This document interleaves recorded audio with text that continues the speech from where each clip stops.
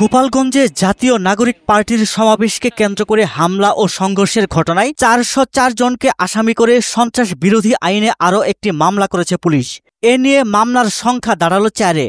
এসব মামলায় নতুন করে আরও 119 জনকে গ্রেপ্তার করেছে পুলিশ। নিরাপত্তা নেই। আমি একজন ব্যবসায়ী, গোলাপলাইন ব্যবসা করি, কিন্তু আমার প্রতিষ্ঠান নাই। এক সপ্তাহ 3-4 দিন বন্ধ, আমি কিভাবে চলবো? আমার তো দিন আনি দিন খাই, কিন্তু আমার এই কর্মজীবনে আমরা সংঘাত চাই না, আমরা কোনো জ্ঞান চাই না, আমরা শান্তি চাই। আমরা সাধারণ মানুষ, সাধারণভাবে বেঁচে থাকতে চাই। আমরা চাই শান্তি ফিরে আসার আগের মতো এই যে ঝামেলা হয়েছে বা মনে করেন হামলা করা হয়েছে, সেইগুলো যাতে না হয়, সেই জিনিসটা আমরা মনে করেন শান্তি চাই।